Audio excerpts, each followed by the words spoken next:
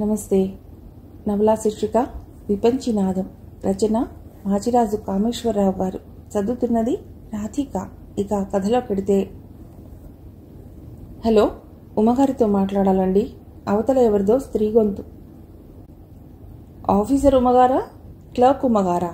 గొంతు సవరించుకుంటూ అడిగాడు చైతన్య. ఆఫీసర్ అండి, ఆవిడ మా మేనత్త గారు అమ్మాయి. అలాగా, లైన్లో ఉండండి. ఉమగారి టేబుల్కి లైన్ కలిపాడు చైతన్య. మళ్ళీ ట్రింగ్ ట్రింగ్. హలో, గుడ్ మార్నింగ్ అలవాటుగా విష్ చేశాడు చైతన్య. చైతన్య బోర్డు మీద పొద్దున 10 నుండి మధ్యాహ్నం 2 దాకా అయ్యమ్మ బిజీ. లంచ్ తర్వాత కొంచెం ఊపిరి పీల్చుకునే టైం ఉంటుంది. చైతన్య తన సీట్లోనే కూర్చుని లంచ్ చేస్తాడు. సాధారణంగా క్లర్క్ రాధాకృష్ణ లంచ్ చైతన్యతో పాటు చేస్తూ ఉంటాడు. ఈరోజు బొబ్బట్లు తెచ్చాను, బాక్స్ ఓపెన్ చేస్తూ అన్నాడు రాధాకృష్ణ. ఈరోజు ఏమిటి విశేషం? తన బాక్స్ ఓపెన్ చేస్తూ అన్నాడు చైతన్య. ఈరోజు భార్గవి పుట్టినరోజు. మరి ముందే ఆ విషయం చెప్పలేదే? రాధాకృష్ణ ఇంటికి ఫోన్ చేశాడు చైతన్య. హలో, భార్గవి ఫోన్ ఎత్తింది. Many happy returns of the day వదినా. థ్యాంక్స్. అయినా నా పుట్టినరోజు అంటూ బ్యాంక్ అంతా జరుపుతున్నారా? నువ్వు పంపించిన నేతి బొబ్బట్ల ఘుమఘుమ సరిపోదా? ప్రత్యేకంగా వేరే చెప్పాలా? నవ్వాడు చైతన్య. నీకు ఇష్టమని మరో బాక్స్లో 4 పెట్టి ఇచ్చాను, ఇంటికి తీసుకెళ్ళు. థ్యాంక్స్ వదినా, మరోసారి బెస్ట్ విషెస్. ఫోన్ పెట్టేశాడు చైతన్య. ఆఖరికే చైతన్య ఓపెన్ చేసిన లంచ్ బాక్స్ మూత మళ్లీ పెట్టేశాడు రాధాకృష్ణ. నేను తెచ్చింది ఇద్దరికీ సరిపోతుంది అన్నాడు. రాధాకృష్ణ తెచ్చిన పులిహోర బొబ్బట్లు ఇద్దరూ పంచుకున్నారు. సాయంత్రం ఏమిటి ప్రోగ్రాం? ముందు చిక్కడపల్లి వెంకటేశ్వర స్వామి గుడికి వెళ్ళి ఆ 7 కొండల వాడి ఆశీర్వాదం తీసుకోవటం. క్రాస్ రోడ్స్లో హాల్స్కి కొదవలేదు కదా, ఫస్ట్ షో చూడటం, ఏదైనా రెస్టారెంట్లో డిన్నర్ చేసి ఇంటికి వెళ్ళిపోవటం. ఏ పండగ వచ్చినా బర్త్డే వచ్చినా దాదాపుగా మా ప్రోగ్రాం ఇలాగే ఉంటుంది. లంచ్ బాక్స్ మూస్తూ అన్నాడు రాధాకృష్ణ. వదిన నెక్స్ట్ బర్త్డే ఫంక్షన్లో మీ ఫ్యామిలీతో 3వ వ్యక్తి ఉండాలి మనస్ఫూర్తిగా అన్నాడు చైతన్య. థ్యాంక్స్, నీ నోటి మాట ఫలించి. ఆ పైన ఏవీ అనలేకపోయాడు రాధాకృష్ణ. వాళ్ల పెళ్ళై 6 ఏళ్లు కావస్తోంది, ఇంకా పిల్లలు లేరు. చైతన్య కోసం భార్గవి ఇచ్చిన బొబ్బట్ల బాక్స్ని అతడి బ్యాగ్లో పెడుతూ అన్నాడు రాధాకృష్ణ. అంతలో ఫోన్ మోగితే అందుకున్నాడు చైతన్య. హలో, చైతన్యతో మాట్లాడాలండి. అవతల ఫోన్లో ఉన్నది బావ భాస్కరంగా పోల్చుకుని, చెప్పు బావా, ఏమిటి విశేషాలు అన్నాడు చైతన్య. అక్క ఎలా ఉంది? వైశాలి స్కూల్కి ఎడవకుండా పెడుతోందా? అంతా బాగున్నా. మీ అక్క నిన్ను చూడాలని కలవరిస్తోంది. అప్పుడే మనం కలుసుకుని 6 నెలలు దాటింది కదా. కాకినాడలో కూర్చుని కలవరిస్తే కళ్ళకి నేను కనిపిస్తానా? ఓసారి రావచ్చు కదా. నేను హైదరాబాద్ వచ్చి 2 ఏళ్లు దాటింది. ఎన్నిసార్లు రమ్మన్నా మీరు మాత్రం రాలేదు. అందుకే బయలుదేరబోతున్నాం బాబు. ఈ సంక్రాంతి నీతో గడపబోతున్నాం. వైశాలి కూడా అస్తమానము నీ ఫోటోలు చూస్తూ మావయ్య మావయ్య అంటోంది. నిజంగానా బావా? థ్యాంక్స్ అన్నాడు చైతన్య. ఇంతకీ ఏ రోజుకి వస్తున్నారు? ఇప్పుడే స్టేషన్కి వచ్చి గౌతమికి రిజర్వ్ చేయించాను. స్టేషన్ బయటపడి బూత్ నుండి ఫోన్ చేస్తున్నాను. 12 పొద్దున సికింద్రాబాద్లో దిగుతాం. 10 రోజులు ఉండేలా ప్లాన్ చేసుకుని రండి. ఇంకా నయం, 16కి తిరుగు ప్రయాణానికి కూడా రిజర్వ్ అయింది. అదేమిటి బావా, మొదటిసారి వస్తూ బొత్తిగా 4 రోజులైనా ఉండటం? 4 కాదు బాబు, 5 రోజులు ఉంటున్నా. చాలదేంటి? మీ ఇంటి అడ్రస్ వివరంగా చెప్పు. టెలిఫోన్ నెంబర్ ఏదైనా ఉందా? తమ ఇంటి అడ్రస్ చెప్పాడు చైతన్య. పక్కింటి వాళ్ళ ఇంట్లో ఫోన్ ఉంది, ఆ నెంబర్ నోట్ చేసుకో అన్నాడు. అడ్రస్, ఫోన్ నెంబర్ రాసుకున్నాను. ఇంటికి సులువుగా రావటానికి ఆనవాళ్ళు ఏమైనా ఉంటే చెప్పు అన్నాడు భాస్కరం. చిక్కడపల్లి త్యాగరాయ గానసభ పక్క సందు. ఇంటి ముందు కిరాణా షాప్ కూడా ఉంది. కనుక్కోవటం చాలా తేలిక. అలాగే, అయితే మనం 12న కలుద్దాం. నువ్వు 2 సీఎల్స్ పెట్టుకో. అలాగే బావా, వీలైతే బాసర వెళదాం. నా మేనకోడలు చదువుల సరస్వతి కావాలి కదా అన్నాడు చైతన్య. నీ ఇష్టం. ఆ 5 రోజులు నువ్వు ఎటు అంటే అటు ఉంటాను. అక్కని అడిగినట్లు చెప్పు. అన్నట్లు పండక్కి బట్టలు అవి అంటూ హడావిడి చేయవద్దంది మీ అక్క. అది వచ్చాకే షాపింగ్ అని చెప్పు. నేనక్కడ ముందే కొనేస్తానని దాని భయం. సరే ఉంటాను అంటూ ఫోన్ పెట్టేశాడు భాస్కరం. చిన్నప్పుడు ఎక్కడికి వెళుతున్నా తన చేయి పట్టుకుని తీసుకువెళ్లే అక్క విమల గుర్తుకొచ్చింది చైతన్యకి. విమల 10th లో ఉండగా జాండీస్ వచ్చి తల్లిపోయింది. అప్పుడు తనకి 10 ఏళ్లు. 15 ఏళ్ల వయస్సుకే ఇంటి భారమంతా విమల ఎత్తిన పడింది. చదువుకి ఫుల్ స్టాప్ పడింది. తండ్రి జానకీరామ్ది ట్రాన్స్పోర్ట్ కంపెనీలో చిన్న ఉద్యోగం. ఇక నువ్వు స్కూల్కి వెళ్ళవా అక్క అని అడిగాడు తను, అక్క అందించిన క్యారేజీ బుట్టలో పెట్టుకుంటూ. వెళ్ళను అంది విమల. అదే, ఇంటి పని ఎవరు చేస్తారు? త్వరగా లేచి పని చేసుకుని వెళ్ళవచ్చు కదా. కష్టం, పనంతా చేసుకుంటూ ఇలా చదువుకోవటం. అయినా ఇల్లు నడపటం కష్టమని తోస్తే నాన్న మనకి పిన్నిని తీసుకొస్తాడని పక్కింటి బామ్మగారు చెప్పారు. పిన్నెవరు? ఏమో, ఎవరినైనా తీసుకురావచ్చు. పిన్ని వస్తే ఇక నాన్న మనతో మాట్లాడట. అమ్మ చీరలు గాజులు పిన్ని తీసేసుకుంటుందిట. రోజు మనని కొడుతుందిట. మనని తోసేసి నాన్న పక్కన అతను పడుకుంటుందిట. చిచ్చి, అసహించుకున్నాడు చైతన్య. అందుకే నేను స్కూల్ మానేసి ఇంటి పని చూసుకుంటున్నాను. అప్పుడు నాన్న పిన్నిని తీసుకురాడు. ఆరిందాలా అంది విమల. తండ్రిలో కూతురు చదువు మానేసిందని చింతే కనబడలేదు. రోజులు నిస్సారంగా గడిచిపోతున్నాయి. చైతన్య BA ఆఖరి సంవత్సరంలో ఉండగా మేడ మీద 2 గదుల పోర్షన్లోకి ఏదో చిట్ ఫండ్ కంపెనీలో ఉద్యోగం చేసే భాస్కరం వచ్చి చేరాడు. అక్క అతడికి అప్పుడప్పుడు కాఫీలు టిఫిన్లు ఇవ్వటం, అతడి దగ్గర పత్రికలు తెచ్చుకోవడం నచ్చేది కాదు చైతన్యకు. ఆ రోజు అనుకోకుండా ఎవరో స్టూడెంట్ పోవడం వల్ల కాలేజీకి సెలవు ఇచ్చారు. 11 ఇంటికి తిరిగి వచ్చేశాడు చైతన్య. తమ ఇంట్లో విమలతో కబుర్లు చెప్తున్న భాస్కరం చైతన్యని చూస్తూనే, పత్రిక మీరు చూడగానే పంపించేయండి, నేను ఇంకా చదవలేదు అని. చైతన్య బాగున్నావా అంటూ చైతన్యను పలకరించి హడావుడిగా వెళ్ళిపోయాడు. ఎవరూ లేనప్పుడు మన ఇంట్లోకి ఎందుకు వచ్చాడు? కోపంగా అడిగాడు చైతన్య. నేనున్నానుగా, బట్టలు ఇస్త్రీ చేస్తోంది విమల. అంటే నీకోసమే వచ్చాడా? ఒంట్లో బాగోలేక ఆఫీస్కి వెళ్ళలేదు, కొత్త పత్రిక వస్తే ఇవ్వటానికి వచ్చాడు. ఒంట్లో బాగోలేని వాడు ఇంట్లో ముసుగు పెట్టుకుని పడుకోవాలి, అంతేగాని ఇలా అమ్మాయిలతో హస్కు కొడుతూ కూర్చుంటాడా? నాకేం తెలుసు? చైతన్యకి విమల జవాబు చిరాకు తెప్పిస్తున్నాయి. అసలు ఇంట్లో ఎవరూ లేనప్పుడు అతడిని లోపలికి ఎందుకు రానిచ్చావు? మిమ్మల్ని ఇద్దరినీ ఇంట్లో చూసిన వాళ్ళు ఏమనుకుంటారు? విమల మాట్లాడలేదు. చెప్పు, రెట్టించాడు చైతన్య. అతడు మంచివాడు. అయితే నేనంటే ఇష్టపడుతున్నాడు. క్షణం నోరు మెదపలేకపోయాడు చైతన్య. అంటే నువ్వు కూడా? అవును, స్థిరంగా అంది విమల. సిగ్గు లేకపోతే సరి, నాన్నకి తెలిస్తే ఎంత బాధపడతాడు? ఎందుకు బాధ? కూతురికి 25 ఏళ్ళు వస్తున్నాయి, పెళ్లి చేయాలి అని ఆయన ఎప్పుడైనా అనుకున్నారా? నేను జీవితకాలం అంతా మీ ఇద్దరికి చాకరీ చేస్తూ ఇలాగే ఉండిపోవాలా? నాకు పెళ్లి పిటాకులు అక్కర్లేదా? వయసు ముదిరితే అసలు పెళ్ళవుతుందా? నయా పైసా కట్నం ఇచ్చుకోలేని పరిస్థితి. భాస్కరం కట్నం ప్రసక్తి లేకుండా నన్ను చేసుకుంటానంటున్నాడు. ఇక ఆలోచించవలసిన అవసరం ఏముంది? ఆవేశంలో అరిచినట్లుగా మాట్లాడుతోంది విమల. నా గురించి కూడా నేను ఆలోచించుకోవాలి కదా. అతడికి మహా అయితే 3000 ఇస్తారు. వాళ్ళు ఒప్పుకోవాలి కదా. నాన్నకి ఇన్నేళ్ల సర్వీస్ తర్వాత 5000 వస్తోంది. అలా అని పెళ్లి చేసుకోకుండా ఉండిపోయాడా? అయినా మన తాహతుకి ఇంతకు మించిన సంబంధం నాన్న తీసుకురాగలడా? భాస్కరం పెళ్ళంటూ చేసుకుంటే నన్నే చేసుకుంటానంటున్నాడు. ఇక వాళ్ళు ఒప్పుకోకపోతేనే. నాన్నకి చెప్పావా? లేదు. క్షణం మౌనంగా ఉండి, ఇప్పుడు నీకు తెలిసిందిగా, నువ్వు చెప్పు. ఏ, నువ్వే చెప్పుకో. భయమా? భయం ఎందుకు అని రోషంగా అన్న విమల, అమ్మలేని లోటు ఇప్పుడు తెలుస్తోంది అంటూ బోర్ని ఏడ్చేసింది. అమ్మ ఉంటే నాన్నకు నచ్చ చెప్పేది. ఆ రోజు రాత్రి తండ్రి భోజనం చేసి పెరట్లో పచార్లు చేస్తున్నప్పుడు సంగతంతా వివరించి చెప్పాడు చైతన్య. విమల వంటిల్లు సర్దుకుంటోంది. జానకీరామ్ చరచరా ముందు గదిలోకి వచ్చి అటు ఇటు పచార్లు చేస్తూనే, విమల ఇలారా అంటూ గర్జించాడు. గ్యాస్ స్టవ్ తుడుస్తున్నాను, వస్తున్నా. 5 నిమిషాల తర్వాత వచ్చింది విమల. చైతన్య చెబుతున్నది నిజమేనా? కుర్చీలో కూర్చుని విమల మొహంలోకి గుచ్చి చూస్తూ అడిగాడు జానకీరామ్. ఏ విషయం? ఏమీ తెలియనట్లుగా అంది విమల. భాస్కరం విషయం. భాస్కరం పేరును ఒత్తి పలుకుతూ అన్నాడు జానకీరామ్. చప్పున తలదించుకుంది విమల. చెప్పు. జానకీరామ్ మొహం కోపంతో ఎర్రబడింది. అతడు నిన్ను పెళ్లి చేసుకుంటానన్నట్ట? నువ్వు కూడా అతడిని ఇష్టపడుతున్నావుట? విమల ఒంట్లో కొత్తగా వణుకు ఆరంభమైంది. శక్తి లేని దానిలా మరో కుర్చీలో కూలబడుతూ మనసులోనే ఇష్టదైవాన్ని స్మరించుకుని అవును అంది. ఇప్పుడు పెళ్లికి తొందరే వచ్చింది. చురుగ్గా తండ్రి మొహంలోకి చూసింది, కానీ నోరు మెదపలేదు విమల. నీ స్వార్థం నువ్వు చూసుకుంటున్నావు అన్నమాట. ఇందులో స్వార్థం ఏముంది? నువ్వు పెళ్లి చేసుకుని వెళ్ళిపోతే ఇంటి పని ఎవరు చేస్తారు? విభ్రాంతిగా తండ్రి కేసు చూసింది విమల. మా గురించి దిగులు లేదు, మా చావు మేం చావాలి, అంతే కదా? ఏం సమాధానం చెప్పాలో తోచలేదు విమలకి.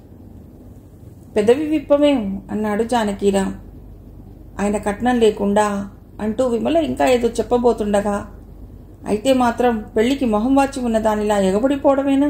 నేను చచ్చావనుకున్నావా అంటూ హుంకరించాడు జానకీరాం. అది కాదు, ఏదో చెప్పబోయింది విమల. ఏది కాదు, ముందు వాణ్ణి 4 దులిపి వస్తాను. ఇటువంటి పిచ్చి వేషాలు వేస్తే పోలీస్ కంప్లైంట్ ఇస్తారని చెప్తాను. ఏమనుకుంటున్నాడో విసురుగా కుర్చీలోంచి లేచాడు జానకీరాం. ప్లీజ్ నాన్న కూర్చో, అభ్యర్థనగా అంది విమల. ఆయన చాలా మంచివారు. ప్రేమలో పడిన ప్రతి ఆడపిల్ల గుడ్డిగా అలాగే అనుకుంటుంది. 16 ఏళ్ల అమ్మాయి విషయంలో నువ్వు చెప్పింది నిజం కావచ్చు. నాకు 25 ఏళ్లు అంది విమల. అప్పుడే ముసల్దాని అయిపోయావా? 25 ఏళ్లే కదా, ఎంత చెప్పినా అర్థం చేసుకోవు. నువ్వు పెళ్లి చేసుకుని వెళ్ళిపోతే ఎలా? మా పరిస్థితి ఏమిటి? ఎక్కడికి వెళ్ళిపోతాను? మేడ మీదికే కదా, మీ పనులన్నీ నేనే చేసి పెడతాను. జానకిరామ్ ఆలోచనలో పడ్డాడు. ఇది బాగానే ఉంది. పెళ్ళయ్యాక కూడా అమ్మాయి ఎక్కడికో దూరం వెళ్ళిపోదు. ఇప్పటిలా ఇంటి పనులన్నీ తనే చేస్తానంటోంది. నువ్వు అలా అనుకున్నా అందుకతడు ఒప్పుకోవద్దు. ఆ విషయం ముందే చెప్పాను. నీకు ఓపిక ఉంటే నాకే అభ్యంతరం లేదు అన్నారు. చెప్పానుగా, ఆయన చాలా మంచివారు. రేపొకసారి అతడిని నాతో మాట్లాడమని చెప్పు. నువ్వే వెళ్ళి మాట్లాడవచ్చు కదా అందామనుకుని నిగ్రహించుకుంది విమల. మర్నాడు భాస్కరం జానకిరామ్ని కలిశాడు. మీ అమ్మాయిని పువ్వుల్లో పెట్టి చూసుకుంటాను అన్నాడు. భాస్కరం అన్నయ్య బ్యాంకులో చేస్తాడు. 2 లక్షల కట్నంతో అతడి పెళ్ళయింది. కట్నం లేకుండా భాస్కరం పెళ్లి చేసుకోవటం భాస్కరం తల్లి కనకవల్లికి ఇష్టం లేదు. ఈ పెళ్లి చేసుకుంటే నువ్వు మా గడపలోకి రావద్దు, మేము మీ ఇంట్లోకి అడుగు పెట్టాం అంటూ కొడుకును బెదిరించింది కనకవల్లి. భాస్కరం తొడకలేదు. నీకు మా మాటంటే లెక్క లేకుండా పోయింది అంటూ అరిచాడు తండ్రి గౌరీపతి. నాకు మీ మీద గౌరవం ఉంది, విమల పట్ల ప్రేమ ఉంది అన్నాడు భాస్కరం. నాది చిన్న ఉద్యోగం, అన్నయ్యకి వచ్చినట్లుగా నాకు కట్నం ఎలా వస్తుంది? మగాడైతే చాలు, కట్నం వస్తుంది అంది కనకవల్లి. విమల తండ్రికి కట్నం ఇచ్చే స్థోమత లేదు అన్నాడు భాస్కరం. అందుకే ఈ దరిద్రపు గొట్టు సంబంధం వద్దంటున్నాను అంది కనకవల్లి. చెప్పానుగా, నేను విమలని ప్రేమించాను. పెళ్ళంటూ చేసుకుంటే తన్నే చేసుకుంటాను తెగించి చెప్పాడు భాస్కరం. అఘోరించు, మళ్ళీ నీ మొహం మాకు చూపించకు అంది కనకవల్లి. ఒక 25 మంది సమక్షంలో ఇంటి ముందే పందిరి వేసి క్లుప్తంగా విమల పెళ్లి భాస్కరంతో జరిపించి చేతులు దులుపుకున్నాడు జానకీరాం. 4 రోజుల తర్వాత విమల తన బట్టలు, కొంత వంటింటి సామాను తీసుకుని మేడమీది వాటాలోకి వెళ్ళింది. మీరు వేరే వండుకోండి, తర్వాత మాకు వచ్చి చేసి పెట్టు, ఉమ్మడి వంటలు పెట్టకు, ఆపై తగాదాలు రావచ్చు అంటూ ముందే చెప్పేశాడు జానకీరాం. 6 లేచి తమ ఇద్దరికీ వండుకుని 7 కిందికొచ్చి తండ్రికి తమ్ముడికి వంట ఆరంభించేది విమల. వాళ్ళకి భోజనం వడ్డించి క్యారేజీలు సర్ది అప్పుడు మేడ మీదికొచ్చి భర్తకి వడ్డించి టిఫిన్ బాక్స్ సర్దేది. మగవాళ్ళు వెళ్ళిపోయాక 2 ఇళ్ల అంట్లు దోమి బట్టలతో కుస్తీ, సాయంత్రం మళ్ళీ 2 ఇళ్లలో వంట. నన్ను పెళ్లి చేసుకోవటం వల్ల నీకు చాకరీ రెట్టింపు అయింది. పెళ్ళైన ఈ ఆడపిల్లకి ఇలా అత్తింటి పుట్టింటి చాకరీలు 2 ఉండవు. నిన్ను పెళ్లి చేసుకుని నీ కష్టాలు రెట్టింపు చేశాను అని బాధపడేవాడు భాస్కరం. అలా అనకండి, మీరు చేసుకోకపోయి ఉంటే నా జీవితంలో పెళ్లి అనేది ఒక కలగా మిగిలిపోయేది. మా నాన్న ఎట్టి పరిస్థితుల్లోనూ తను పూనుకుని నా పెళ్లి చేసేవాడు కాదు. ఆ మాటకొస్తే నన్ను చేసుకోవటం వల్ల మీకు మీ వాళ్ళు దూరం అయ్యారు, అదే నా బాధ అంటూ కళ్ళనీళ్లు పెట్టుకునేది విమల. బంధాల కన్నా డబ్బుకి విలువిచ్చేవారు అయిన వాళ్లైనా మనకి కాని వాళ్ళనుకోవటమే నయం అనేవాడతడు. అలా అనకండి, ఎంతైనా వాళ్ళు మిమ్మల్ని కన్నవాళ్లు. కాలమే అన్ని సమస్యలు పరిష్కరిస్తుంది. ఏమో, నువ్వు బుల్లి విమలని ఇస్తే వాళ్లే మన ఇల్లు వెతుకుంటూ వస్తారేమో అంటూ నవ్వేవాడు భాస్కరం. 7 ఏడాది తిరిగేసరికి విమలకి ఆడపిల్ల పుట్టింది. ఎదురుంటి అన్నపూర్ణ పురిటి సమయంలో దగ్గరుండి కన్న తల్లిలా అన్నీ చేసింది. దిక్కులేని వాళ్ళకి ఆ దేవుడే దిక్కు అంటారు. నువ్వు సమయానికి ఆదుకుని ఈ గండం కట్టెక్కించావు అంటూ బారసాల నాడు చీరబెట్టి అన్నపూర్ణ ఆశీర్వాదం తీసుకుంది విమల. కూతురు బారసాలకి రమ్మని 2 రోజుల ముందుగానే అమలాపురం వెళ్లి తల్లిని తండ్రిని పిలిచాడు భాస్కరం. నీతోనే ఏ సంబంధమూ లేని మాకు నీ పిల్లతో పనేమిటి అంది కనకవల్లి పుల్లవిరుపుగా. అయినా సిగ్గు లేకుండా ఏ మొహం పెట్టుకుని పిలవడానికి వచ్చావు? భాస్కరం తలదించుకున్నాడు. మీ అమ్మకి ఇష్టం లేని పని నేను చెయ్యను అన్నాడు గౌరీపతి. నా భార్య కోరిన పని చేయటానికి వచ్చాను. విమల మిమ్మల్ని అందరినీ తప్పకుండా రమ్మని మరీ చెప్పింది అన్నాడు భాస్కరం. విమల ఎవరో నాకు తెలియదు అంటూ మొహం తిప్పేసుకుంది కనకవల్లి. బారసాల నాడు పాపకి అత్తయ్య గారి పేరు పెడదామా అని అడిగింది విమల. వద్దు, ఆవిడ బుద్ధులొస్తే కష్టం. వైశాలి అనే పేరు పెడదాం. ఆ పేరంటే నాకు చాలా ఇష్టం అన్నాడు భాస్కరం. చైతన్యకి వైశాలి అంటే ప్రాణం. బిఏ అయిపోయి ఇంట్లోనే ఉండటంతో చైతన్య రోజంతా వైశాలిని ఎత్తుకునే ఉండేవాడు. దానితో విమలకి రెండిళ్లలోనూ పనిచేయటం కుదిరేది. అయితే చంటిపిల్ల ఖర్చులు తట్టుకోవడం కష్టమనిపించి భాస్కరంతో కుట్టు మిషన్ కొనిపించి వాళ్ళకి వీళ్ళకి జాకెట్లు, పంజాబీ డ్రెస్లు కుడుతూ ఉండేది విమల. వైశాలి మొదటి పుట్టినరోజు నాడే చైతన్యకి బ్యాంకులో ఉద్యోగం వచ్చింది. హైదరాబాద్ పోస్టింగ్ ఇచ్చారు. వైశాలిని ముద్దులతో ముంచెత్తాడు చైతన్య. తండ్రికి ఎప్పుడు ఆ శుభవార్త చెబుదామా అని తహతహలాడుతుండగా సాయంత్రం వ్యాన్లో జానకీరాం మృతదేహం ఇల్లు చేరింది. ఆఫీస్ అయిపోయాక మెట్లు దిగి వస్తున్న జానకీరాం తీవ్రమైన గుండెపోటు వచ్చి ఆ మెట్ల మీదే కుప్పకూలిపోయి మరి లేవలేదు. ఆనందంలో విషాదం. చైతన్య నెల తర్వాత ఉద్యోగంలో చేరాడు. చైతన్యను తీసుకుని భాస్కరం హైదరాబాద్ వచ్చాడు. మామగారు పోయినప్పుడు భాస్కరం 2 వారాలు లీవ్లో ఉన్నాడు. ఇప్పుడు అతి కష్టం మీద 2 రోజుల సెలవు దొరికింది.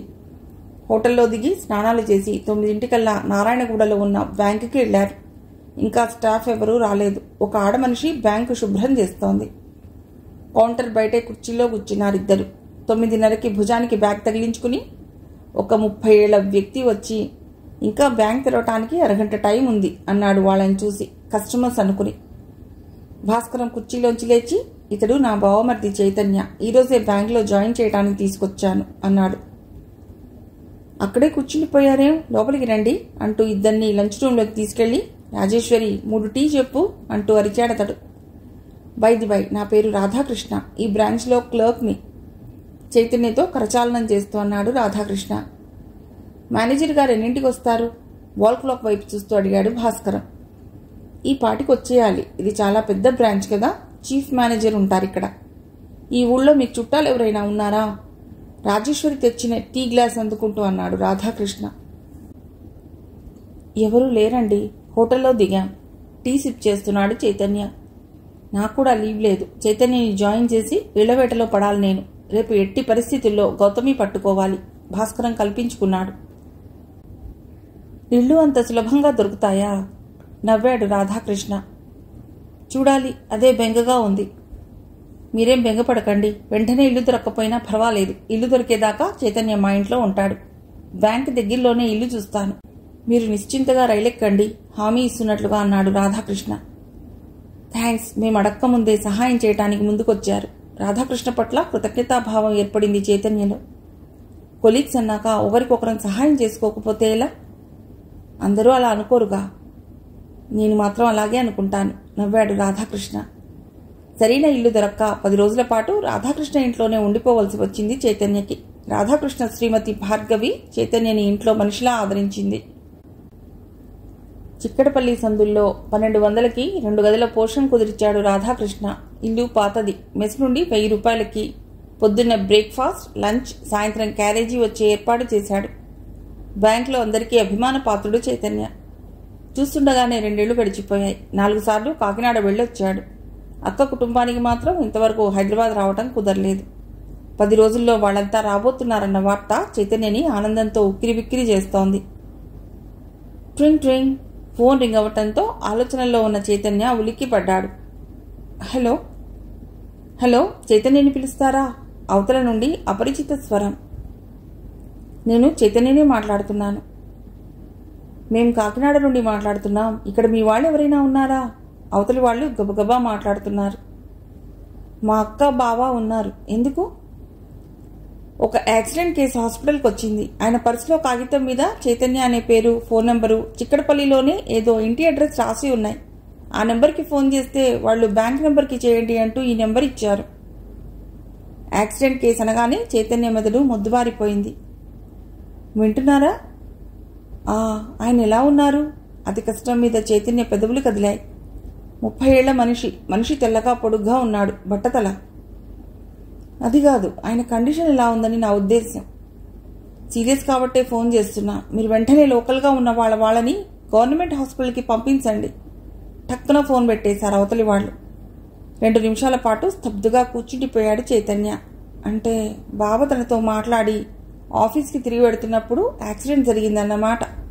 వణుకుతున్న వేళ్లతో అక్క ఎదురింట్లో ఉండే అన్నపూర్ణ ఇంటికి ఫోన్ చేశాడు చైతన్య. హలో, ఎవరు? అన్నపూర్ణ ఫోన్ ఎత్తింది. నేనా ఆంటీ, చైతన్యని. ఒక్కసారి అక్కని పిలుస్తారా? కర్చీఫ్తో నుదుటి మీద స్వేదం అద్దుకుంటున్నాడు చైతన్య. అలాగే బాబు, ఎలా ఉన్నావు? ఇక్కడికి ఎప్పుడు వస్తున్నావు? అర్జెంటుగా అక్కతో మాట్లాడాలా ఆంటీ? అసహనంగా ఉంది చైతన్యకి. రాహుల్, విమల ఆంటీకి ఫోన్ అని చెప్పు అంటూ ముందు గదిలో ఉన్న మనవడికి పురమాయించి, సంక్రాంతికి వస్తున్నావా బాబు అని అడిగింది అన్నపూర్ణ. అక్క వాళ్లే వస్తారట. అలాగా, ఇదిగో మీ అక్క వచ్చింది అంటూ రిసీవర్ విమల చేతికి ఇచ్చింది అన్నపూర్ణ. హైదరాబాద్ నుండి మీ తమ్ముడు అంది. ఏరా తమ్ముడు, ఎలా ఉన్నావు? ఈ టైంలో ఫోన్ చేశావేమిటి?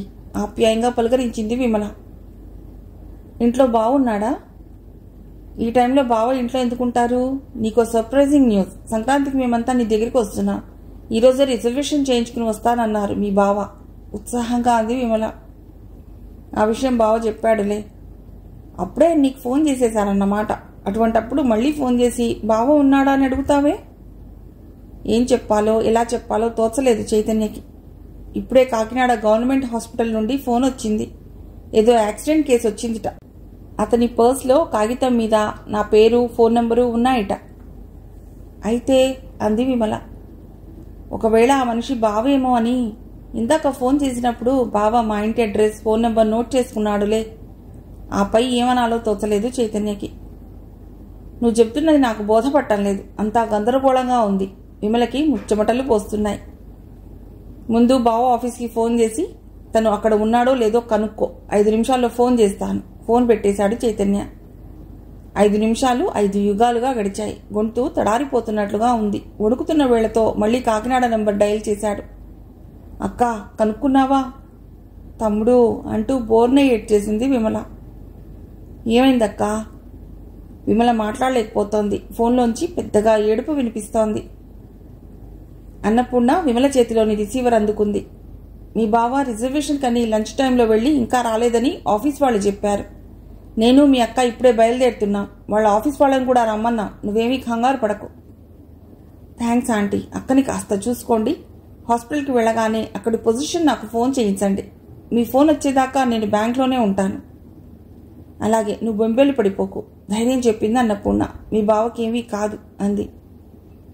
చైతన్య సీట్లో కూర్చోలేకపోతున్నాడు. సందేహం లేదు, ఆ మనిషి బావే. అసలు యాక్సిడెంట్ ఎలా జరిగిందో, తన దగ్గరికి రావటానికి రిజర్వేషన్ చేయించుకుని తిరిగి ఆఫీసుకు వెడుతూ యాక్సిడెంట్కి గురి కావటం బాధగా ఉంది. ఇప్పుడు వాళ్ళకి ఎంత ఖర్చు అవుతుందో, బావ మళ్ళీ మామూలుగా తిరగటానికి ఎంతకాలం పడుతుందో. మనసులో లేదు. అంత అగమ్యగోచరంగా ఉంది. నొప్పితో తల బద్దలైపోతోంది. 4 కాకినాడ నుండి కాల్ వచ్చింది. చైతన్య గారిని పిలవండి. నేనే చైతన్యని. నేను మీ బావ ఆఫీస్లో కొలీగ్ని. మీరు వెంటనే బయలుదేరి కాకినాడ రండి. ఇప్పుడు బావకి ఎలా ఉంది? భయంగా అడిగాడు చైతన్య. అవతల క్షణం మౌనం. స్కూటర్ మీద స్పీడ్గా వస్తూ రోడ్డు డివైడర్ని ఢీకొట్టి ఎగిరిపడ్డాడు. డివైడర్ తలకి బలంగా తగిలింది.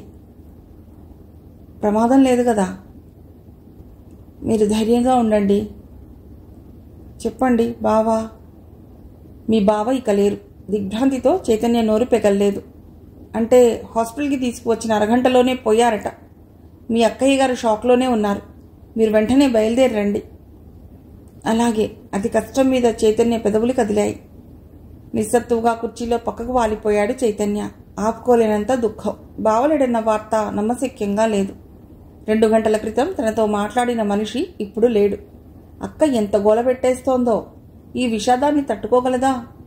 4 ఏళ్లు నిండక ముందే వైశాలి తండ్రి లేని పిల్ల. చైతన్యకి వెన్నులోంచి వణుకొస్తోంది. ఇప్పుడు తను ఒంటరిగా ప్రయాణం చేయగలడా? వెంటనే రాధాకృష్ణ గుర్తొచ్చాడు చైతన్యకి. 2 నిమిషాల్లో రాధాకృష్ణ వచ్చాడు. ఏం అర్జెంటుగా రమ్మన్నావు? అలా ఉన్నావేమిటి? రాధాకృష్ణ గొంతు వినగానే మళ్లీ దుఃఖం పొంగుకొచ్చింది చైతన్యకి. రాధాకృష్ణ కంగారు పడిపోయాడు. చప్పున చైతన్య తలని పొదవి పట్టుకుని, ఏమైంది? ఎందుకు ఇలా బాధపడుతున్నావు అని అడిగాడు ఆందోళనగా. మా బావ ఏమైంది మీ బావకి? ఇప్పుడే ఫోన్ వచ్చింది. యాక్సిడెంట్లో మా బావ పోయాట. వెక్కిళ్ల మధ్య అతి కష్టం మీద 4 మాటలు అన్నాడు చైతన్య. నిర్ఘాంతపోయాడు రాధాకృష్ణ. అయ్యో, ఎంత ఘోరం జరిగిపోయింది. చైతన్య కన్నీరు మున్నీరుగా ఉన్నాడు. కర్తవ్యం స్ఫురించినట్లుగా చైతన్య భుజం తడుతూ, నువ్విలా డీలా పడిపోతే మీ అక్కయ్య గారిని ఎవరు ఓదారుస్తారు? మొగాడివి, కనీసం పైకైనా ధైర్యంగా కనిపించాలి. ప్లీజ్ కంట్రోల్ యువర్ సెల్ఫ్ అన్నాడు రాధాకృష్ణ. అక్కయ్యకి చదువు లేదు, పైగా ఆడపిల్ల. ఇప్పుడు బావ లేకుండా తను. మళ్ళీ దుఃఖం పొంగుకొచ్చింది చైతన్యకి. మనం వెంటనే బయలుదేరాలి. నేను చీఫ్ మేనేజర్ గారితో చెప్పొస్తాను. నువ్వు మొహం తుడుచుకో. మరోసారి చైతన్య భుజం తట్టాడు రాధాకృష్ణ. 5 నిమిషాల్లో స్టాఫ్ అంతా చైతన్య సీట్ చుట్టూ చేరిపోయి సానుభూతి వచనాలు పలికారు. వాళ్ల మాటలు చైతన్యలో దుఃఖం మరింత పెంచుతున్నాయి. చైతన్యను తీసుకుని కాకినాడ వెళ్తున్నాను. 2 రోజుల సీఎల్ కావాలి. చీఫ్ మేనేజర్తో చెప్పి చైతన్యను కుర్చీలోంచి చేతి సహాయంతో లేపాడు రాధాకృష్ణ. ఈరోజు వదిన బర్త్డే. నీకోసం చూస్తూ ఉంటుంది. ఎవరైనా నన్ను గౌతమి ఎక్స్ప్రెస్ ఎక్కిస్తే మొహమాటంగా అన్నాడు చైతన్య. ఏమీ పర్వాలేదు. ఇటువంటి పరిస్థితిలో నేను ఒంటరిగా వెళ్ళనీయను. ముందు మీ ఇంటికి వెళ్ళి బట్టలు సర్దుకుని మా ఇంటికి వెడదాం. ట్రైన్కి టైం ఉంది, పర్వాలేదు. జాగ్రత్తగా చైతన్యని నడిపిస్తున్నాడు రాధాకృష్ణ. అలవాటైన దారైనా చైతన్య అడుగులు తడబడుతున్నాయి. పూర్ ఫెలో, అతడి చీకటి జీవితం మరింత చీకటిమయం కాబోతోంది. చైతన్య వెళ్లిన వైపే చూస్తూ జాలిపడ్డాడు చీఫ్ మేనేజర్. పేరెంట్స్ లేరనుకుంటాను. ఆఫీసర్ బ్లైండ్ అయినా ఎప్పుడూ ఆ విషయం పట్టించుకోనట్లుగా ధీమాగా ఉంటాడు. అందరితో ఎంతో జోవియల్గా, ఫ్రెండ్లీగా ఉంటాడు. చైతన్య దిగులు పట్టం ఈరోజే చూశాను. లేడీ క్లర్క్ ఉమా సానుభూతిగా అంది. టీటీని పక్కకు తీసుకెళ్లి మాట్లాడి 2 బర్తులు సంపాదించాడు రాధాకృష్ణ. ఎంత బతిమిలాడినా ఎంగిలి పడలేదు. ఈ అరటిపండైనా తిను, మళ్లీ నీరసం రాగలదు. బలవంతంగా అరటిపండు చైతన్య చేత తినిపించాడు రాధాకృష్ణ. నువ్వు లేకపోతే నేనేమైపోయి ఉండేవాణ్ణో. హైదరాబాద్ వచ్చిన రోజు నుంచి సొంత అన్నయ్య కన్నా ఎక్కువగా నాకు అండగా నిలబడ్డావు. రాధాకృష్ణ చేతిని పట్టుకున్న చైతన్య కళ్ళు మళ్లీ చెమ్మగిల్లాయి. నేను కాకపోతే మరో గోపీకృష్ణ అండ దొరికి ఉండేది. నీకోసం నేను ప్రత్యేకంగా చేసిందేముంది? మనిషి సహాయం అంతే కదా. ఆ మాత్రం ఒకరికొకరం చేసుకోకపోతే మనుషులం ఎలా అవుతావు? ఇక కళ్ళు మూసుకుని ఏ ఆలోచనలు పెట్టుకోకుండా పడుకో. బెర్త్ వాలుస్తూ అన్నాడు రాధాకృష్ణ. ఇల్లంతా నిశ్శబ్దంగా ఉంది. ముందు గదిలో చాప మీద భాస్కరం శవాన్ని పడుకోబెట్టారు. ఆఫీస్ ప్యూన్ కాబోలు ఐస్ గడ్డలు సరిచేస్తున్నాడు. ఆ పక్కనే గోడవార స్పృహలేని దానిలా పడి ఉంది విమల. చైతన్య చేయి పట్టుకుని లోపలికి తీసుకువెళ్లి కూర్చోబెట్టాడు రాధాకృష్ణ. భాస్కరం గారి బావమర్ది అక్కడ ఉన్న ఆఫీస్ వాళ్లకి చైతన్యని పరిచయం చేశాడు. రాధాకృష్ణ మాటలకి చిన్నగా కదిలింది విమల. కళ్ళు తెరిచి చైతన్యని చూసి, తమ్ముడు వచ్చావా? చూడు మీ బావ ఎంత అన్యాయం చేశారు అంటూ బోరున ఏడ్చేసింది. చైతన్య అక్కకి దగ్గరగా జరిగాడు. ఇక నాకు దిక్కేమిటి, నేను చచ్చిపోతాను బిగ్గరగా ఏడుస్తోంది విమల. అక్క చేతుల్ని తన చేతుల్లోకి తీసుకుని అక్క అంటూ బోరుమన్నాడు చైతన్య. ఊరుకో చైతన్య, నేను చెప్పిందేమిటి, నువ్వు చేస్తున్నదేమిటి? అక్కయ్య గారికి ధైర్యం చెప్పవలసిన వాడివి. నువ్వే ఇలా అయిపోతే ఎలా? చైతన్య భుజం తడుతూ చిన్నగా మందలించాడు రాధాకృష్ణ. చైతన్య దుఃఖాన్ని నిగ్రహించుకునే ప్రయత్నంలో ఉన్నాడు. సాయంత్రమే పోస్టుమార్టం అయిపోయింది. యాక్సిడెంట్లో ఎవరి ప్రమేయమూ లేదు. రాత్రి 9 గంటలకల్లా బాడీని తీసుకొచ్చేశాం. చైతన్య గారి కోసమే చూస్తున్నా. ఆఫీస్ వాళ్ళు ఎవరో రాధాకృష్ణకి చెప్తున్నారు. థ్యాంక్స్, మీరంతా కష్టకాలంలో మా అక్కకి అండగా ఉన్నారు. అంత దుఃఖంలోనూ ఆఫీస్ వాళ్ళకి కృతజ్ఞతలు తెలియజేశాడు చైతన్య. దాందే ఉంది, మీ బావ పేరెంట్స్కి కబురు పెట్టినా ఎవరూ రాలేదు. ఇప్పుడంతా మీ చేతుల మీదుగా జరగాలి. ఆఫీసులో పెద్ద ఆయన చైతన్యకి వివరిస్తున్నాడు. నా చేతుల మీదుగానా? మళ్లీ దుఃఖం పొంగుకొచ్చింది చైతన్యకి. తప్పదు, ఇంకెవరున్నారు? లేచి నిలబడుతూ అన్నాడు రాధాకృష్ణ. భాస్కరం ఆఫీస్ వాళ్ళు రాధాకృష్ణ పూనుకుని చకచకా ఏర్పాట్లు పూర్తి చేశారు. రాధాకృష్ణ సహకరించగా భాస్కరం చితికి నిప్పంటించాడు చైతన్య. పావురుమంటున్న చైతన్యను, ఊరుకో చైతన్య, మన చేతిలో ఏమీ లేదు. అనుకోనివి జరగటమే జీవితం. బాధ తప్పదు, మనసు కుదుటపరుచుకో అని ఓదారుస్తూ ఇంటికి తీసుకొచ్చాడు రాధాకృష్ణ. నేను 2 వారాల పాటు లీవ్లో ఉంటాను, బ్యాంక్లో చెప్పు. ఆ సాయంత్రం తిరుగు ప్రయాణమైన రాధాకృష్ణ చేయి నొక్కుతూ అన్నాడు చైతన్య. నీకు ఎలా కృతజ్ఞతలు చెప్పాలో తెలియటం లేదు. మళ్ళీ అరిగిపోయిన రికార్డులా ఆ మాటలే అంటావేమిటి? చిరాకు పడ్డాడు రాధాకృష్ణ. ఏదైనా అవసరం అనుకుంటే ఫోన్ చేయి, వస్తాను. డబ్బు ఎంత పంపించను? అప్పటి వరకు తనని ఎవరూ డబ్బు అడగని విషయం గుర్తుకొచ్చింది చైతన్యకి. ఖర్చంతా రాధాకృష్ణ చూసుకున్నాడన్నమాట. ఇప్పటి వరకు అయిన ఖర్చు ఆ లెక్కలన్నీ తర్వాత చూసుకుందాం. వెళ్ళగానే అక్కయ్య గారి పేరున 10,000 మనీ ఆర్డర్ చేస్తాను. డీడీ పంపిస్తే మళ్ళీ బ్యాంక్కి వెళ్ళాలి. అలాగే. విమల నిస్త్రాణగా పడుకునే ఉంది. విమల గారు, మీరు ధైర్యంగా ఉండాలి. మీరు అలా ఏకధాటిగా ఏడుస్తూ ఉంటే చిన్నపిల్ల వైశాలి బెంబేలు పడిపోతోంది. వైశాలిని ఎత్తుకుంటూ అన్నాడు రాధాకృష్ణ. ఇక నా జీవితంలో బాధ, దుఃఖం తప్ప ఏం మిగిలిన్నాయి కనుక. అలా అంటే ఎలా? వైశాలి కోసం మీరు ధైర్యం తెచ్చుకోవాలి. ఆయన లేరనే బాధ భరించలేకపోతున్నాను. దుఃఖం కమ్మేసింది విమలని. మిమ్మల్ని మీరు కంట్రోల్ చేసుకోండి ప్లీజ్. కాలం అన్ని బాధలను మైమరిపించే అత్యుత్తమ ఔషధం, ఓదార్పుగా అన్నాడు రాధాకృష్ణ. ఆయన లేని లోటు, బాధ జీవితకాలం అంతా ఉండేవేగా. కావచ్చు, కానీ ఈ నిస్పృహ, దుఃఖం, బాధ క్రమంగా మీరు దూరం చేసుకోవాలి. వైశాలిని పెంచి పెద్ద చేసే బాధ్యత పూర్తిగా మీ మీదే ఉందన్న విషయం మర్చిపోకండి. భారంగా నిట్టూర్చింది విమల. మీ సహాయం మర్చిపోలేనిది. సరిపోయింది. మీ తమ్ముడిలా ఇక మీరు కూడా మొదలెట్టారా? అవసరంలో ఆదుకున్న వాళ్లే అసలైన ఆత్మీయులు. దుఃఖాన్ని పంచుకున్న వాళ్లే మనవాళ్లు. చూసారా, ఈ వార్త తెలిసాక కూడా మా అత్తగారు, మామగారు, బావగారు ఎవరూ రాలేదు. పోయింది వాళ్ల శత్రువు కాదు, సొంత మనిషి. అసలు వాళ్ళు మనుషులేనా? ఆవేశపడిపోయింది విమల. మీ పిచ్చి గాని, అటువంటి డబ్బు మనుషులు ఇటువంటి సమయంలో అస్సలు రారు. మీ బాధ్యత వాళ్ళ నెత్తిన పడుతుందని భయం ఉంటుంది కదా. ఆయన్నే వదులుకున్నారు వాళ్ళు. అటువంటి వాళ్ళింటికి ఈ పరిస్థితిలో నేను వెడతానా? విధి లేకపోతే నేను నా కూతురు ఇంత విషం మింగుతాం గాని ఆ ఇంటి గడప తొక్కుతామా? ఆవేశపడింది విమల. ఈ సమయంలో అటువంటి పిచ్చి మాటలు మాట్లాడకండి. మనసును ప్రశాంతంగా ఉంచుకోండి అన్నాడు రాధాకృష్ణ. అవునక్క, నేనున్నాను గదా కల్పించుకున్నాడు చైతన్య. చైతన్య, అక్కగారిని జాగ్రత్తగా చూసుకో, నేను వెళ్ళొస్తాను అన్నాడు రాధాకృష్ణ. 12వ రోజు శుద్ధి అయిపోయింది. 15 మంది ఆఫీస్ వాళ్ళు, 10 మంది వీధిలో వాళ్ళు వచ్చి భోంచేసి వెళ్లారు. ఎదురింటి అన్నపూర్ణ కొండంత అండ. భాస్కరం తాలూకు డబ్బు దాదాపు 1,00,000 రూపాయలు వచ్చింది.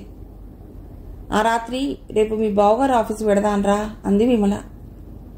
ఎందుకు? రావాల్సింది వచ్చేసిందిగా, ఇంకేమీ రాదు అన్నాడు చైతన్య. నాకేదైనా ఉద్యోగం ఇస్తారేమో అని. నీకా ఉద్యోగమా? నాకే. ఈ కట్టెలో ప్రాణం ఉన్నంత వరకు తిని తిరగాలిగా. నువ్వే ఉద్యోగం చేస్తావు? 15 ఏళ్ల క్రితం 10వ క్లాస్ మానేసిన దానివి. ఏదైనా పర్వాలేదు, ఆఖరికి స్వీపర్ ఉద్యోగం అయినా. ఆ మాటలు అంటున్నప్పుడు విమల స్వరం గద్గదం అయింది. పాకీ పని చేయడానికి నీ కర్మేం కాలలేదు కోపంగా అన్నాడు చైతన్య. నేనింకా బతికే ఉన్నాను. ఛా, అవే మాటలురా. లేకపోతే స్వీపర్ పని చేస్తావా? మరేం చేయను. భవిష్యత్ అంతా భయంకరమైన చీకటిలా కనిపిస్తోంది. ఈ జంఝాటం లేకపోతే. ఈ వార్త తెలియగానే మీ బావతో పాటు నేను కూడా. నిద్రలో ఉన్న వైశాలికి దుప్పటి కప్పుతూ కన్నీళ్లు పెట్టుకుంది విమల. బాధపడి ప్రయోజనమేముంది? నువ్వు ధైర్యంగా ఉండాలి. ఎలా వస్తుందిరా ధైర్యం? ఎక్కడి నుండి వస్తుంది? నేనున్నాను కదా. క్షణం మౌనంగా ఉంది విమల. సామాన్ సర్ది 2 రోజుల్లో హైదరాబాద్ వెళ్ళిపోదాం అన్నాడు చైతన్య. ఎన్నాళ్ళ నీ దగ్గర ఉంటాను? అదే నా దగ్గర ఉండటానికి. నాన్న ఉండి ఉంటే మరోలా ఉండేది. చైతన్య ఏమీ మాట్లాడలేదు. నాకు పెళ్లి కాకపోయి ఉన్నా ఇప్పుడు నీకు పెళ్లి అవటం వల్ల ఏమైందిట? పరాయిదాన్ని అయిపోయాను కదా. ఇంటి పేరు మారిపోయింది. అలా ఎప్పుడూ అనుకోకు. పెళ్లి వల్ల అక్క తమ్ముళ్ల బంధం తెగిపోలేదు కదా. అయినా ఈ లోకంలో నీకు నేను, నాకు నువ్వు తప్ప ఎవరున్నారే? నాన్న ఆర్థిక పరిస్థితి చూసి అమ్మ పోయాక చుట్టాలన్నవారు మన ఇంటి మొహం చూడటం మానేశారు. మనం ఇద్దరం ఒకరికి ఒకరం, అంతే. అయినా ఇది జీవితకాల సమస్య. రాధాకృష్ణ చెప్పినట్లుగా అన్ని సమస్యలకు కాలమే సమాధానం చెప్తుంది. ఆ కాలం కదలాలంటే తైలం కావాలి. పర్వాలేదు, నాకు 5,000 దాకా వస్తుంది. ముగ్గురం బతకగలం. మీ బావ తాలూకు 1,00,000 మీద నెలకి 500 వడ్డీ రావచ్చు అంది విమల. ఆ వడ్డీ తినేస్తే ఎలా? ఆ 1,00,000 అలా బ్యాంకులో ఉంచేస్తే వైశాలి పెళ్లికి. నీ మొహం, ఇప్పటి నుండి దాని పెళ్లి గురించి ఆలోచన ఏమిటి? తప్పదు. బాబా వైశాలికి ఇచ్చిన కానుకగా ఆ డబ్బు అలా పక్కన పెట్టేద్దాం. చైతన్య అలా అన్నాక విమల మరేమీ మాట్లాడలేకపోయింది. ఇప్పుడున్న ఇల్లు మనకి సరిపోతుందా అడిగింది విమల. ఒక పెద్ద గది, వంటిల్లు ఉన్నాయి, సర్దుకోవటమే. ఇల్లు పాతదనుకో. ఆ మహానగరంలో నిల్వనీడ దొరకటమే గగనం. ఇల్లు పాతదైతేనే. అయితే మంచి సెంటర్లో ఉంది, మా బ్యాంక్కి దగ్గర. రోజు ఒక రిక్షావాడు నుండి తీసుకెళ్లి తీసుకొస్తూ ఉంటాడు. వాడికి నెలకి 500 ఇస్తాను. ఇల్లు నీ బ్యాంక్కి దగ్గరగా ఉండటం ముఖ్యం. ఇక పడుకో. అప్పుడే 11 దాటింది. గదిలో లైట్ ఆర్పుతూ అంది విమల. వైశాలిని ఇంటికి దగ్గరలోనే ఉన్న చిన్న కాన్వెంట్లో వేశారు. ఇంట్లో ఉంటే అల్లరి అని జనవరి నెలాఖరైనా వైశాలిని స్కూల్లో జాయిన్ చేసేసింది విమల. తన సేవింగ్స్లోని 5,000 తీసి డొనేషన్గా కట్టాడు చైతన్య. ఇన్నాళ్ళు నా ఒక్కడి తిండికి 1,000 రూపాయలు అయ్యింది. ఇంట్లోనే చేసుకుంటాం కాబట్టి పొదుపుగా వాడితే అది 3 సరిపోవచ్చు అన్నాడు చైతన్య. నేను కాకినాడలో పంజాబీ డ్రెస్లు, జాకెట్లు కుట్టి నెలకు 1,000 రూపాయల దాకా సంపాదించేదాన్ని. ఇక్కడ కూడా అలా చేస్తే నీకేమీ అభ్యంతరం లేదు కదా. చైతన్య ఆలోచనలో పడ్డాడు. నేను వైశాలి వెళ్ళిపోయాక భావన గురించి ఆలోచిస్తూ కూర్చుంటావు. చేతిలో పని ఉంటే మనస్సు కాస్త మళ్ళుతుంది. నీ ఇష్టం. మళ్ళీ 20 రోజుల తర్వాత బ్యాంకు వెడుతున్నాడు చైతన్య. విమల 9 భోజనం పెట్టేసింది. లంచ్ బాక్స్లో 2 చపాతీలు సర్దింది. సాయంత్రం ఎన్నింటికి వస్తావు? చైతన్య వెనకే గుమ్మం దాకా వచ్చింది విమల. రంగడు ఎప్పుడు తీసుకొస్తే అప్పుడు. రిక్షా ఎక్కుతూ నవ్వాడు చైతన్య.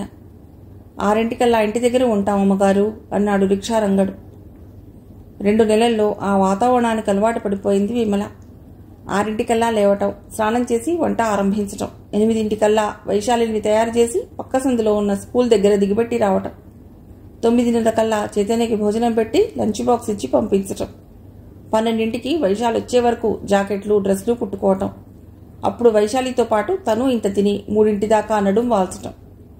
మళ్ళీ అప్పటి నుండి 6 దాకా కుట్టు పని. చైతన్య వచ్చాక కబుర్లు చెప్తూ రాత్రి వంట. విమలకి అక్కడ సౌకర్యంగానే ఉంది. మెస్ భోజనం తప్పినందుకు చైతన్యకి కూడా రిలీఫ్గా ఉంది. పైగా వైశాలితో బోలెడు కాలక్షేపం. ఇదివరకటిలా చీకటితో పాటు వేధించే ఒంటరితనం లేకపోవడంతో కొత్త ఉత్సాహం వచ్చినట్లుగా ఉంది. ఆ రోజు శనివారం. 3 బ్యాంకు నుండి వచ్చి టిఫిన్ చేసి వైశాలితో ఆడుకుంటున్నాడు చైతన్య. విమల జాకెట్లు కుట్టుకుంటోంది. 5 అవ్వొస్తుండగా కాలింగ్ బెల్ మోగింది. ఎవరు? విమల మిషన్ మీద నుండి లేచింది మరుక్షణం. రండి రండి అంటూ సంభ్రమంగా వచ్చిన వాళ్లను ఆహ్వానించింది. ఎవరు వచ్చారక్క? చైతన్య ప్రశ్న పూర్తి కాకముందే భుజం మీద చేయి పడింది. నువ్వా? ఇలా వస్తున్నట్లు బ్యాంకులో చెప్పలేదేం? ఆప్యాయంగా రాధాకృష్ణ చేతిని పట్టుకుంటూ అన్నాడు చైతన్య. నాకు మాత్రం తెలుసా? మీ వదిన ప్రోగ్రాం పెట్టింది నవ్వాడు రాధాకృష్ణ. త్యాగరాయ గానసభలో మంచి సంగీత కార్యక్రమం ఉన్నట్లు పేపర్లో చూశాను. మిమ్మల్ని పలకరించినట్లు అవుతుందని 1 గంట ముందే బయలుదేరాం. కుర్చీలో కూర్చుంటోంది భార్గవి. నాకు పెద్దగా ఇంట్రెస్ట్ లేకపోయినా హోమ్ మినిస్టర్ గారి ఆర్డర్కి తలవంచక తప్పదు కదా. చైతన్య దగ్గరగా కుర్చీ జరుపుకున్నాడు రాధాకృష్ణ. ఎలా ఉన్నారు మీరు? ఇక్కడి వాతావరణానికి అలవాటు పడ్డారా? విమల చేతిలోంచి మంచిళ్ల గ్లాస్ అందుకుంటూ పలకరింపుగా నవ్వింది భార్గవి. బాగానే ఉన్నాం. కష్టకాలంలో మీరు చేసిన సహాయం అంటూ విమల ఇంకా ఏదో అనబోతుంటే భార్గవిలే వెడదాం అంటూ కుర్చీలోంచి లేచిపోయాడు రాధాకృష్ణ. అదే తెల్లబోయింది విమల. లేకపోతే ఏమిటండి, కనిపించినప్పుడల్లా ఈ సుత్తి డైలాగులేనా? అందుకున్న సహాయాన్ని అంత త్వరగా మర్చిపోగలమా? అంతరంగంలో భద్రంగా ఉంచుకోండి. మాటి మాటికి బయటపెట్టి మమ్మల్ని ఇబ్బంది పెట్టవద్దు కల్పించుకుంది భార్గవి. వాళ్ళు హైదరాబాద్ వచ్చినప్పుడు భార్గవే దగ్గరుండి ఇల్లు సర్దింది. 4 రోజుల పాటు 2 పూటల క్యారేజీ భార్గవే పంపించింది.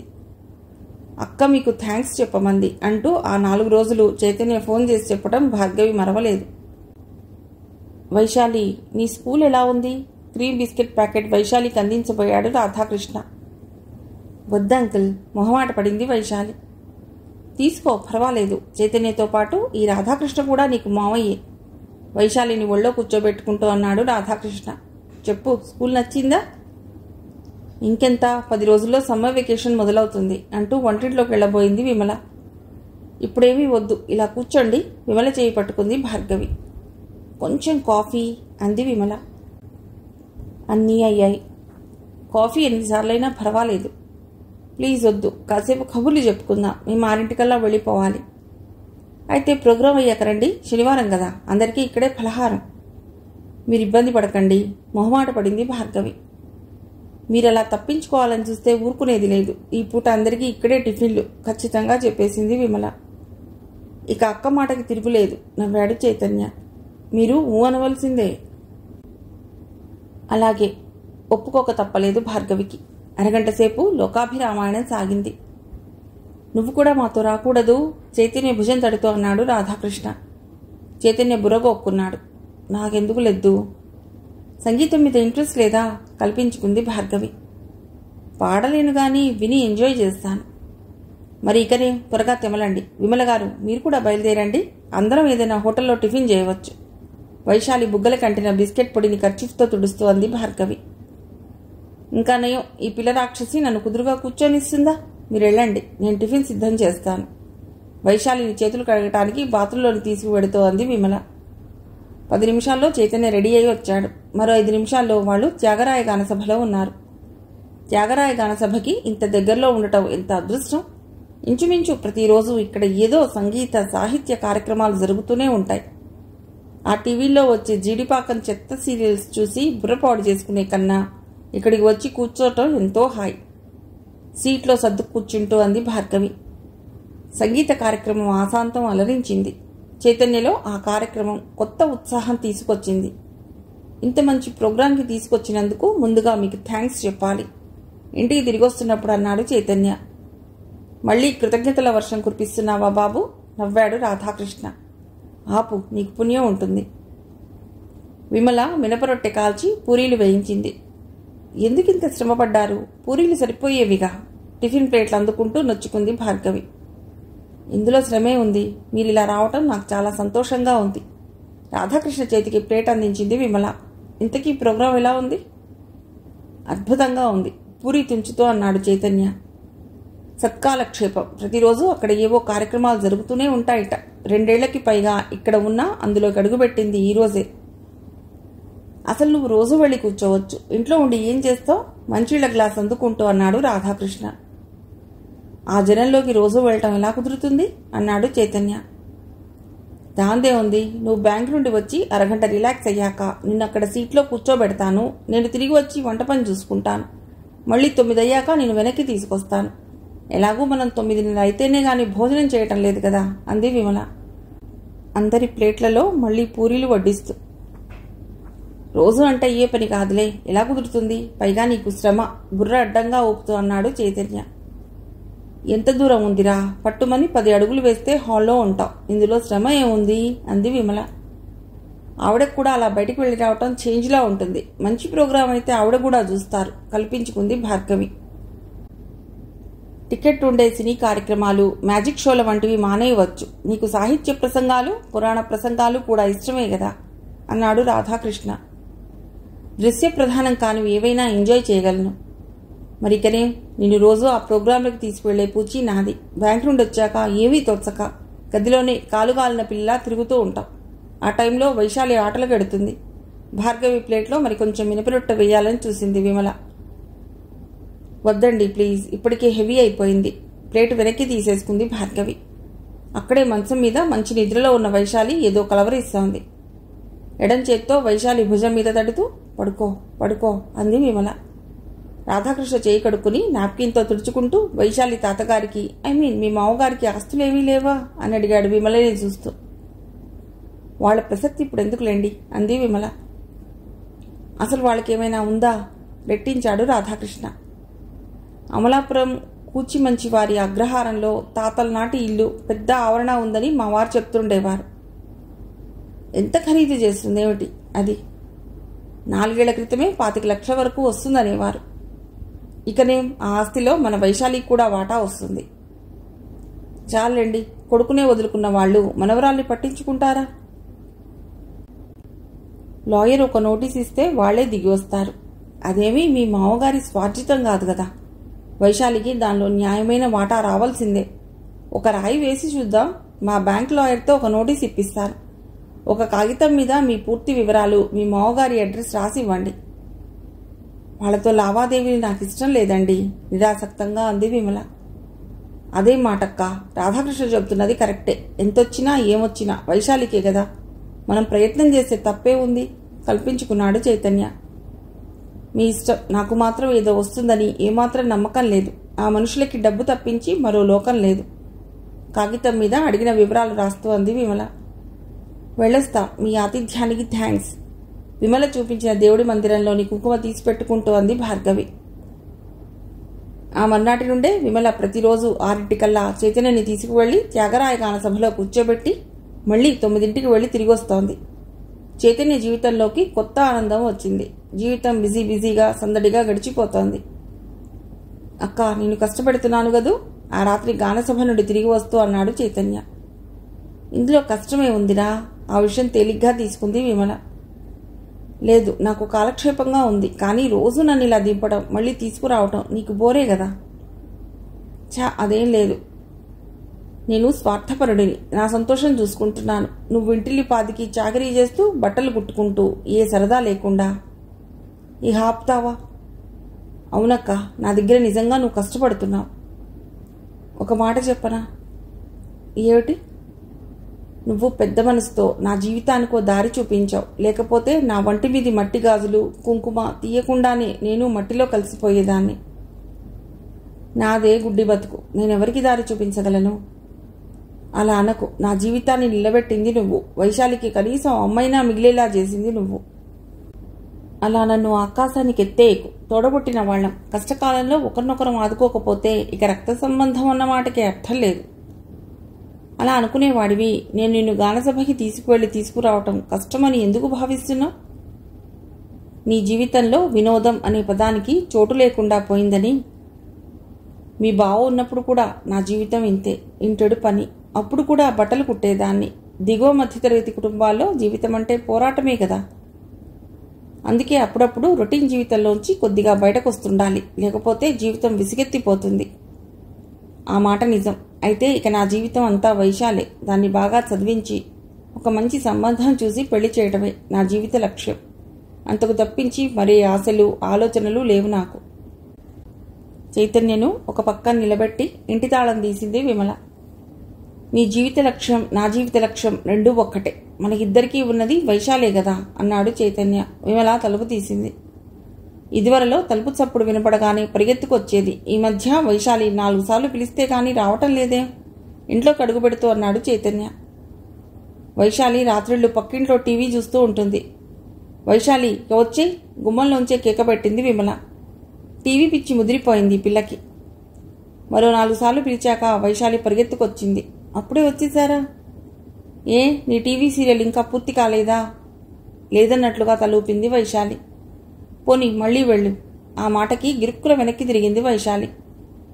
సిగ్గు లేకపోతే సరి, రా లోపలికి. ఆ సీరియల్ నీ పెళ్ళయ్యాక కూడా ఇంకా వస్తూనే ఉంటుందిలే. చిరాకు పడింది విమల. నిజంగా? ప్రామిస్? కళ్ళు పెద్దవి చేసింది వైశాలి. ప్రామిసే గాని వెళ్ళి కాళ్ళు చేతులు కడుక్కునిరా. వైశాలి బాత్రూంలోకి వెళ్ళింది. చైతన్య లుంగి చుట్టబెట్టుకొచ్చాడు. దానికి 5 ఏళ్లు లేవు. ఈ టీవీ సీరియల్స్ ఏమర్థమవుతాయో. ఈ తరం పిల్లల్ని తక్కువగా అంచనా వేయకు. వాళ్ళు మనలా వెర్రిమొహాలు కారు. 2 కంచాల్లో వడ్డన చేస్తూ అంది విమల. ఆ మాట నిజం. ఆ సినిమా పాటలు కూడా నాకు ఒక్క ముక్క అర్థం కావు. వైశాలి మాత్రం గుక్క తిప్పుకోకుండా పాడేస్తూ ఉంటుంది నవ్వాడు చైతన్య. ఆ పాటలు వింటుంటే నాకు ఒళ్ళు మండిపోతూ ఉంటుంది. కంచం చైతన్య చేతికి అందించింది విమల. వైశాలి జీవితం అంటావు, మళ్ళీ దాన్ని తిడుతూ ఉంటావు. జీవితం విసిగెత్తినప్పుడు అంతకన్నా ఏం చేస్తాం? నీ విసుగు దాని మీద చూపించకు. అలాగే బాబు, నీ మేనకోడల్ని పల్లెత్తు మాట అనను, సరేనా? ఇంతకీ అది భోంచేసిందా? దానికి 8ంటికే పెట్టేశాను. వైశాలి, నా దగ్గర 2 ముద్దలు తింటావా? వైశాలి కాళ్ళ గజ్జల సవ్వడి అంటే చైతన్యకి ఎంతో ఇష్టం. వద్దు మావయ్య, నిద్ర వస్తోంది. మంచం ఎక్కేసింది వైశాలి. గుడ్ నైట్ మావయ్య. Good night. కంచంలో చేయి కడిగేసుకున్నాడు చైతన్య. ఆ రోజు బ్యాంక్ నుండి వచ్చి కాఫీ తాగుతున్నాడు చైతన్య. విమల పెరటి తలుపు వేసి వచ్చింది. చీర సర్దుకుని చెప్పులు వేసుకుని పద పెడదాం అంది చైతన్యతో. ఈరోజు వెళ్ళటం లేదు. అదే, ఈరోజు ప్రోగ్రాంలు ఏవి లేవా? పిల్లల ప్రోగ్రాం ఉంది. అవంటే మరీ ఇష్టం కదా నీకు? అవును, చాలా ఇష్టం. మరి ఒంట్లో బాలేదా? చైతన్య నుదుటి మీద చెయ్యి వేసి చూస్తూ అడిగింది విమల. బాగానే ఉన్నాను. ఎవరైనా వస్తున్నారా? ఏవి చెప్పను, సస్పెన్స్. అలా అంటే ఎలారా, చెప్పరా? అరగంట ఆగితే నీకు తెలుస్తుంది. ఆగలేను, ప్లీజ్ చెప్పరా. చైతన్య గడ్డం పట్టుకుంది విమల. ఇంతలో కాలింగ్ బెల్ మోగింది. ఎవరు? చైతన్య గారి ఇల్లు ఇదేనా అండి? అవును, వీధి గుమ్మం కట్టెన్ పక్కకి తోస్తూ అంది విమల. ఇద్దరు మనుషులు వ్యాన్లోంచి టీవీ స్టాండ్ దింపి లోపలికి తీసుకొచ్చారు. టీవీ ఎక్కడ సెట్ చేయమంటారు? విమలకి అయోమయంగా ఉంది. వాళ్లే ఒక ముళ్ళ స్టాండ్ పెట్టి బాక్సులోంచి టీవీ తీసి స్టాండ్ మీద సర్దారు. కేబుల్ కనెక్షన్ ఉందా? లేదు, తీసుకుంటాం అన్నాడు చైతన్య. ఏదైనా ప్రాబ్లం అనిపిస్తే ఫోన్ చేయండి. వెళ్ళిపోయారు వాళ్ళు వెళ్ళిన మరుక్షణం రాధాకృష్ణ లోపలికి వచ్చాడు. టీవీ వచ్చాక ఇంటికి అందం వచ్చింది అన్నాడు కుర్చీలో కూర్చుంటూ. టీవీ ఆన్ చేయలేదేం? కేబుల్ కనెక్షన్ లేదు కదా. గ్లాస్తో మంచినీళ్ళు తీసుకొచ్చింది విమల. రాధాకృష్ణ పూనుకుని గంటలో కేబుల్ కనెక్షన్ పెట్టించాడు. నాకిష్టమైన సీరియల్ చప్పట్లు సరుస్తూ ఆనందపడిపోయింది వైశాలి. ఇప్పుడు ఎందుకురా ఇంత ఖర్చు? ఎంత అయింది టీవీకి? రాధాకృష్ణకి కాఫీ కలిపి తీసుకొచ్చింది విమల. అంతా కలిపి 10,000 దాకా అయింది. Society loan పెట్టానులే. రాధాకృష్ణ తెలిసిన కస్టమర్ 1,000 రూపాయల దాకా డిస్కౌంట్ ఇప్పించాడు. అతడికి థ్యాంక్స్ చెప్పు. థ్యాంక్స్ అండి, రోజు రోజుకి మీకు రుణపడిపోతున్నా. మీరు థ్యాంక్స్ అనే మాట వాడితే నేను క్షణం ఇక్కడ ఉండను. టీపాయ్ మీద తాగేసిన కాఫీ గ్లాస్ ఉంచి లేచి నిలబడ్డాడు రాధాకృష్ణ. అన్ననులేండి, కూర్చోండి నవ్వింది విమల. లేదండి, భార్గవి చూస్తూ ఉంటుంది, మరో రోజు వస్తాం అంటూ గుమ్మం దాకా వెళ్ళిన రాధాకృష్ణ వెనక్కి తిరిగి వచ్చాడు. అన్నట్లు మనం పంపించిన నోటీస్కి మీ అత్తవారి దగ్గర నుండి ఏదైనా? ఇంకా రాలేదు, రాదు కూడా. చూద్దాం, వెళ్ళిపోయాడు రాధాకృష్ణ. అనవసరంగా 10,000 తగలెట్టావు నిష్ఠురంగా అంది విమల. ఏం పర్వాలేదక్క, నీకు కాలక్షేపం ఉండాలి కదా. వైశాలి టీవీ కోసం ఎవరింటికో వెళ్ళటం నాకు ఇష్టం లేదు. అంటే ఆ బుడంకాయ కోసం అన్నమాట. 10,000 దండగా చేసింది. అలాగే అనుకో. ఇక దాని చదువు 0 అవుతుంది. ఈ రోజుల్లో టీవీలో నీళ్లుందా? ఆ ఇళ్లలో పిల్లల చదువులు అటకెక్కుతున్నాయా అన్నాడు చైతన్య. దీనికి ఉన్నంత టీవీ పిచ్చి ఎవరికీ ఉండదు. చిన్నపిల్ల, దాన్నేమీ అనకు. మేనకోడల్ని వెనకేసుకొచ్చాడు చైతన్య. ఆ రోజు గానసభలో ఒక సీనియర్ నటికి సన్మానం. 7 కావస్తున్నా ఆ నటి రాలేదు. హాల్ అంతా గోలగోలగా ఉంది. అసలు కార్యక్రమం అనివార్య కారణాల వల్ల అరగంట ఆలస్యంగా ప్రారంభం కాబోతోంది. ఇప్పుడు మీ ఆనందం కోసం కుమారి వీణ గారి విపంచినాదం అంటూ మైక్లో ప్రకటన వినిపించింది. హాల్ అంతా సద్దుమణిగింది. సభకి నమస్కారం. నా పేరు వీణ. కాకినాడలో శ్రీమతి రామమోహిని గారి దగ్గర వీణ నేర్చుకున్నాను. బాగులింగంపల్లిలో ఉంటాను. ఆసక్తి ఉన్నవారికి వీణ నేర్పిస్తాను. నిర్వాహకుల దగ్గర నా చిరునామా ఉంది. మైక్లో ఆ స్వరం వీణానాదం కన్నా తీయగా ఉంది. చైతన్య ఆసక్తిగా ఉంటున్నాడు. అరగంట సేపు వీణానాదం ఆసక్తికరంగా సాగింది. చప్పట్లతో హాలు మార్మోగింది. ఆ రాత్రి భోంచేస్తూ, అక్క, ఆ అమ్మాయి పేరు వీణట. పేరు సార్థకం చేస్తూ ఎంత చక్కగా వీణ వాయించిందో అన్నాడు చైతన్య. ఎంత వయసు ఉంటుంది ఆ అమ్మాయికి? ఏమో, దాదాపు 20 ఉండవచ్చు. ఇంకా ఎక్కువ ఉండవచ్చు. అంత గొప్పగా వీణ వాయించిందంటే ఎన్నేళ్లుగా ప్రాక్టీస్ చేస్తుందో అంది విమల. ఏమో, మైక్లో మాత్రం కుమారి వీణ అని అనౌన్స్ చేశారు. విమల పెద్దగా నవ్వేసింది. పెళ్లి కాకపోతే 60లో ఉన్న కుమారి అనే అంటారు. గొంతు వింటే అలా అనిపించలేదు. నసిగేశాడు చైతన్య. లతా గొంతు విన్నవాళ్లు ఆవిడ వయస్సు 75 అంటే నమ్ముతారా? ఏమో, అయినా ఆ అమ్మాయి వయసు సంగతి ఎందుకులే. వీణ మాత్రం అద్భుతంగా వాయించింది. ఈసారి ముందుగా ఆ అమ్మాయి ప్రోగ్రాం ఉందని తెలిస్తే చెప్పు, నేను వస్తా. అలాగే, అన్నంలో పెరుగు కలుపుకుంటూ అన్నాడు చైతన్య. ఆ సాయంత్రం చైతన్య కాఫీ తాగుతుండగా మా మావగారి దగ్గర నుండి ఉత్తరం వచ్చింది అంది విమల చిన్నగా. తుళ్ళిపడ్డాడు చైతన్య. ఏమని? నేనోసారి అమలాపురం రావాలట. ఎందుకు? వివరాలేవీ రాయలేదు. ఆ ముక్క ఒక్కటే రాశారు. క్షణం మౌనంగా ఉన్నాడు చైతన్య. రాధాకృష్ణ పంపిన లాయర్ నోటీస్తో వాళ్లలో చలనం వచ్చినట్లుంది. వాళ్ళని కదపటం కొరవితో తొలగొక్కున్నట్లే. ఏమో, రాధాకృష్ణ చెప్పినట్లుగా ఆ ఆస్తిలో వైశాలికి ఏవైనా వాటా ఇస్తే? నాకు నమ్మకం లేదు. ఇంతకీ ఎప్పుడు వెళదాం అమలాపురం? అవసరమైతే వాళ్లే వస్తారు. వంటింట్లోకి వెళ్ళిపోయింది విమల. అయితే ఆ విషయం తెలిసిన రాధాకృష్ణ మాత్రం తప్పకుండా అక్కను తీసుకువెళ్ళు అన్నాడు చైతన్యతో. వెళ్ళడం దండగా అంటోంది అక్క. ఆవిడ అలాగే అంటుంది. నేను కూడా వస్తాను. వాళ్ళతో గట్టిగా మాట్లాడి వైశాలికి ఏమైనా ఏర్పాటు చేస్తారో చూద్దాం అన్నాడు రాధాకృష్ణ. మిగిలిన కథ తర్వాతి భాగంలో.